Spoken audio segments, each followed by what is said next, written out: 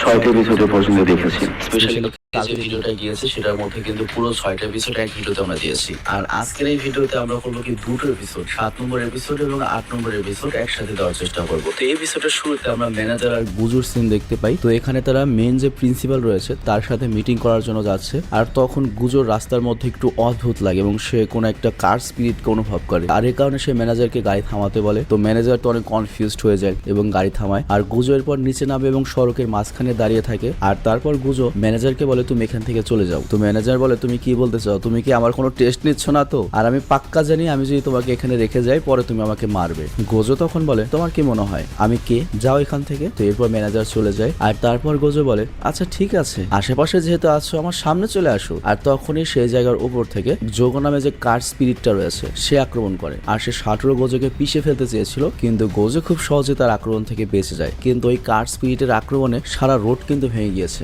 আর immediately ওই কার স্পিরিটটা করে কি গোজোর পেছনে একটা ভলকানো ট্যাঙ্ক বানিয়ে দেয়। আর সেখান থেকে অনেক লাভা বের হয়ে গোজোর উপর আক্রমণ করে এবং অনেক বড় একটা ম্যাগমার এক্সপ্লোরেশন হয়। আর এটা দেখে ওই কার স্পিরিট মনে করে বাহ এত সহজ ছিল, গোজোকে এত সহজে মেরে ফেললাম। কিন্তু তখনই গোজো বলে আরে তুমি দেখি আমাকে হালকা মনে করছো। আর তারপর সেই করে কি সকল ছায়ার লাভা সরিয়ে ফেলে। আর তারপর গোজো অবাক হয়ে যায় যে এই কার স্পিরিট কথা বলতে পারে, বাহ এটা তো সত্যি চমৎকার একটা ব্যাপার। আর তার সাথে সাথে ওই মাত্র যে শক্তিটা ব্যবহার করেছে এটা একটা ভয়ঙ্কর শক্তি। তো আমি যদি কম্পেয়ার করি তাহলে বর্তমানে শকুনা যতখানি শক্তিশালী আছে তার চেয়েও অনেক বেশি শক্তিশালী। এখানে বুঝতে হবে যে শকুনা মাত্র তার 2টো আঙ্গুলের শক্তি নিয়ে রয়েছে, কিন্তু এই কার্ডসটার তো অলরেডি শকুনার 10টা আঙ্গুলের সমান শক্তি রয়েছে। তো যাই হোক গোজো তখন বুঝতে পারে যে এটা কোনো একটা স্পেশাল গ্রেট কার্ডস, আর এই কার্ডসটা এখনো তাদের খাতায় রেজিস্টার নেই। তো গোজো এরপর ওই কার্ড স্পিরিটটাকে বলে আরে তোমার কোনো হিস্ট্রি আমাদের রেজিস্টার বই নেই, আর তুমি কি সুন্দর করে এই এলাকাতেই বসে রয়েছো, বিষয়টা সত্যি খুব চমৎকার। আর তারপর কার্ড স্পিরিট করে কি গোজোকে থামকি দেয় আর বলে তোমার জীবন এখানেই শেষ হবে এবং তুমি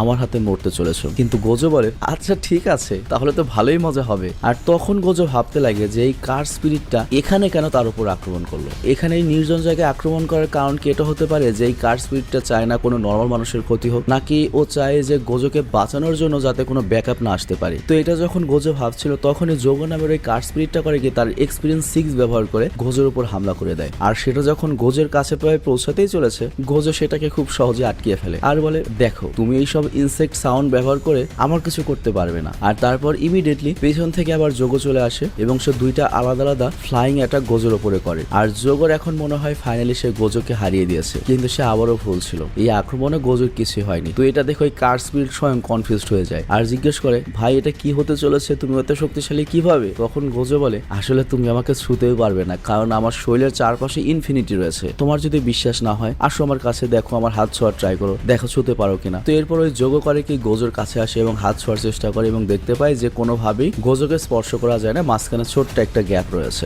আর এই কারণেই তার কোনো আক্রমণ গোজোকে টাচই করতে পারছে না। তো এর মানে সে যত চেষ্টাই করুক গোজোর কোনো ক্ষতি করতে পারবে না। তো গোজো এরপর ওই যোগোকে অনেক গালমন্দ করে আর তারপর বলে ঠিক আছে আমি তোমাকে এখন দেখাবো যে আসল জুজুৎসু পাওয়ার কি হয়ে থাকে। আর তারপর সে করে কি তার convergence of infinity cards technique reversal red ব্যবহার করে, যেটা থেকে এত শক্তিশালী একটা এনার্জি বের হয় যে যোগো উড়ে গিয়ে ফরেস্টে গিয়ে পড়ে। আর তারপর গোজো কন্টিনিউয়াস লোকে মারতে শুরু করে, লাথি মেরে মেরে ওকে একটা লেকে ফেলে দেয়। আর তখন যোগো জ্ঞান হারিয়ে ফেলে আর মনে মনে তখন ভাবে গেটো একদম সঠিক কথা বলেছিল, গেটো মানে ওই জাদুকরটা। এবং গেটো বলেছিল তুমি গোজোকে মারতে যাচ্ছ যাও, কিন্তু তার বদলে আমার মনে হয় তুমি নিজেই মারা পড়বে। তো এখানে কিছুক্ষণের জন্য গোজো গায়েব হয়ে যায় আর সে মূলত ইউজির কাছে এসেছে। তার কারণ হচ্ছে ইউজিকে তো সে ট্রেনিং দিচ্ছে, ইউজিকে এই ব্যাটলফিল্ডে এনে সে ওকে ট্রেনিং করাবে। তো গোজো তাড়াতাড়ি ইউজির কাছে যায় আর গিয়ে দেখে ইউজি এখনো পর্যন্ত সিনেমাগুলো দেখছে, কিন্তু এত সিনেমা দেখেও সে এখন পর্যন্ত পাগল হয়ে যায়নি। তার মনে খুব ভালো মতো ইমোশনাল কন্ট্রোল করতে পারছে আর এখন ওর সাথে কথা বলাও নিরাপদ, যদিও এই ধরনের ট্রেনিং এর সময় কথা বলা একেবারেই উচিত নয়। তো গোজো তখন ইউজিকে বলে দেখো এটা ঠিক আছে তুমি ভালো ট্রেনিং করছো, কিন্তু তোমাকে আজকে আমি নতুন একটা জিনিস শেখাবো আর এটা একটা প্র্যাকটিক্যাল ট্রেনিং হবে যেটা জুজুৎসু ব্যাটলে অনেক কাজে আসে। আর সবচেয়ে বেশি জরুরি হলো তোমাকে আমি এখানে এক্সপেনশন ডাইমেনশন সম্পর্কে শেখাবো। তো এরপর সে করে কি ইউজিকে তাড়াতাড়ি যোগের কাছে নিয়ে আসে আর যোগকে বলে দেখো আমার স্টুডেন্টকে এখানে নিয়ে এসেছি, আমার স্টুডেন্ট এখানে বসে বসে সবকিছু দেখবে। আর তখন ওই কার কার স্পিরিট বলে, তুমি কত বড় বোকা, তার মানে তুমি এমন একজন মানুষকে তোমার সাথে নিয়ে এসেছো যে তোমাকে কোনো ব্যাকআপ দিতে তো পারবেই না, উল্টো তোমার লড়াইয়ের সমস্যার কারণ হবে। গোজো বলে, এতে তেমন কিছু যায় আসে না, কারণ তুমি অনেক দুর্বল একটা কার স্পিরিট, তুমি যদি শক্তিশালী হতে তাহলে আমি এটা নিয়ে ভাবতাম। তো এই ব্যাপারটা যোগোর ইগোতে খুব লাগে, সে রাগে ফেটে ওঠে এবং তার শরীর থেকে প্রচুর হিট বের হয়। আর এই দৃশ্য দেখে ইউজি চমকে যায় এবং বলে, সাটোরু গোজো এটাকে দুর্বল বলছে, তাহলে শক্তিশালী আবার কি? কিন্তু গোজো তখন ইউজিকে বলে, তোমার এত চিন্তার কারণ নেই বাছা, তুমি যতক্ষণ আমার সাথে থাকবে ততক্ষণ তোমার কিছুই হবে না। আর এখানে আমরা দেখি ফাইনালি যোগো নামে ওই কার স্পিরিট করেছে কি তার ডোমেন এক্সপ্রেশন চালু করে দিয়েছে। আর ডোমেন এক্সপ্রেশন মানে তো বোঝাই সে নিজের ক্ষমতা দ্বারা তার একটা আলাদা দুনিয়া তৈরি করলো। তো যাই হোক, এ কারণে ওরা দুজনই কফিন অফ দ্য আয়রন মাউন্টেনে কয়েদ হয়ে যায়। আর যেমন বলেছি এটা তো এই ডেমনের ডোমেন ছিল, আর ইউজিকে আনাই হয়েছে এই ডোমেনটা শেখানোর জন্য। তো যাই হোক, গোজো তখন প্র্যাকটিক্যাল ইউজিকে বলে, দেখো ডোমেন এক্সপ্রেশন হচ্ছে এমন একটা জায়গা যেটাই ডোমেনটাই মাত্র বানিয়েছে, আর তুমি যখন কোন একটা মনস্টারের ডোমেন এক্সপ্রেশনে থাকবে তখন ওর শক্তি অনেক বেড়ে যাবে ওই জায়গাতে, এবং ওই মুহূর্তে ও যে আক্রমণগুলো করবে প্রত্যেকটা আক্রমণ ওর পাক্কা লেগে যাবে। তো এই কথা শুনে তখন যোগো বলে, তার মানে এখন আমি যত আক্রমণ করব সবগুলোই তোমার আর গোজোর উপর গিয়ে পড়বে, আর তোমার ওই ইনফাইনিটি কভার কোনো কাজে আসছে না। মানে আমরা জানি গোজোর শৈলের উপর তো কোনোভাবেই টাচ করা যায় না। কিন্তু গোজো তখন ইউজিকে বলে, দেখো কোনো টেনশনের কারণ নেই, আমরা এই আক্রমণ থেকে ইজিলি বাঁচতে পারি যদি আমরা কার্স এনার্জির সঠিক ব্যবহার করি। আর এদিকে যোগো নামে কার্স স্পিরিটের তো পুরো ভরসা, সে এবার গোজোকে হারিয়ে দেবে, কারণ তার কাছে যে ইনফিনিটি পাওয়ার রয়েছে যেটা গোজোকে বাঁচিয়ে রাখে আক্রমণ থেকে, সেটা তো এই ডোমেনে গায়েব হয়ে গিয়েছে। আর এই কথা মনে করে সে ভাবে গোজোকে একটা উচিত শিক্ষা দেব, যে একটা সাধারণ মানুষ হয়ে আমাকে এত জ্বালান জ্বালিয়েছে। তো এখন আমরা পরিষ্কারভাবে দেখতে পাই যে যোগো নামে কার স্পিরিটটা কতখানি শক্তিশালী। আর অন্যদিকে গোজো তো ইউজিকে শিক্ষা দিয়েই যাচ্ছে, সে বলে, দেখো এরকম সিচুয়েশনে যদি পড়ো সবচেয়ে সহজ পদ্ধতি হচ্ছে তুমি নিজে তোমার কার্স এনার্জি দ্বারা তোমার নিজের একটা ডোমেন এক্সপ্রেশন বানিয়ে ফেলো, আর তোমারটা যদি ওটার চেয়ে শক্তিশালী হয় তাহলে উল্টো ওই তোমার ডোমেন এক্সপ্রেশনে চলে যাবে এবং ওই জায়গাতে আবার তোমার শক্তি বেশি হয়ে যাবে। আর সেটা আমি তোমাকে এখন প্র্যাকটিক্যালি দেখাবো। আর এইটা দেখানোর জন্য গোজো করে কি, তার চোখের মধ্যে যে পট্টি টাইপ কিছু বাধা রয়েছে সেটা প্রথমবারের মতো সরায় এবং প্রথমবার তার ফুল চেহারা আমরা দেখতে পাই, এবং এটা ছাড়া সাটোরু গোজো সেই লেভেলের হ্যান্ডসাম একটা ছেলে। তো যাই হোক, এরপর গোজো করে কি তার যে ডোমেন এক্সপ্রেশন যেটার নাম ছিল হচ্ছে আল্টিটেড ভোলিট সেটা তৈরি করে। আর এখানে সাটোরু গোজোর পাওয়ার সম্পর্কে তোমাকে একটু বলি। সাটোরু গোজোর পাওয়ারটা হচ্ছে, ও যদি তোমার সাথে লড়তে যায় তাহলে সাটোরু গোজো করবে কি, পুরো ইউনিভার্সের যত নলেজ রয়েছে যত ইনফরমেশন রয়েছে সব তোমার মাথায় ঢুকিয়ে দেবে। তার ফলে হবে কি, তোমার মাথা অতখানি নিতে পারবে না, তুমি এমনিতেই মারা পড়বে। তো গোজো এখানে যেটা করে, সে তার যে ডোমেন এক্সপ্রেশনটা তৈরি করেছে তারপরে পুরো ইউনিভার্সের নলেজ এবং ইনফরমেশন ওই ডেমনটাকে দিয়ে দেয়। তো এর ফলে যেটা হয়, ওই ডেমনটা প্যারালাইজড হয়ে যায় এবং তার ব্রেন এতখানি প্রেশার না নিতে পেরে আস্তে আস্তে নড়াচড়ার ক্ষমতাও হারিয়ে ফেলে। আর ঠিক ওই মুহূর্তে গোজো করে কি, ওই ডেমনের মাথাটা শরীর থেকে আলাদা করে দেয়, আর সাথে সাথে তার ব্যারেলটাও ভেঙে ফেলে। আর তাকে বলে,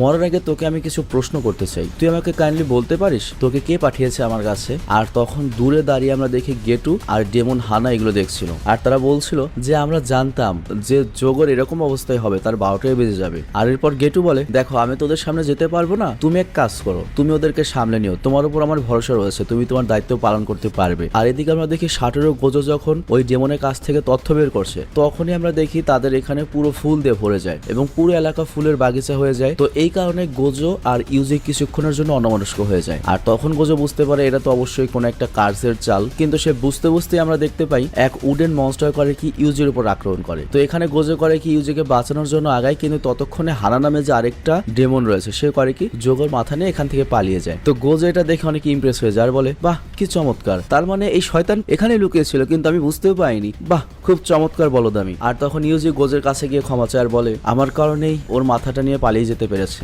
আর আপনি ওকে ধরতে পারেননি। গোজো তখন বলে, তুমি চিন্তা করো না, আর ইউজি আমি চাই তুমি এবং তোমার বন্ধুরা এত বেশি জোরদার ট্রেনিং করবে যে এই সকল ভয়ঙ্কর কার্সদের তোমরাই সহজে হারিয়ে দিবে, তোমরাই ধ্বংস করে দেবে, আমার প্রয়োজনও পড়বে না। আর 1 মাস পর্যন্ত তো তুমি আমার সাথে লড়াই করবে ট্রেনিং হিসেবে, আর তারপর আমি তোমাকে মিশনে পাঠাবো যেটা হবে হচ্ছে গুডিভেল ইভেন্টে। তো ইউজি তখন বলে, এই গুডিভেল ইভেন্টটা কি? কিন্তু এটার প্রশ্ন সাটোরু গোজো আর দেয় না। আর অন্যদিকে আমরা প্রিন্সিপাল ইয়াগার দৃশ্য দেখতে পাই যে খুবই রেগে রয়েছে।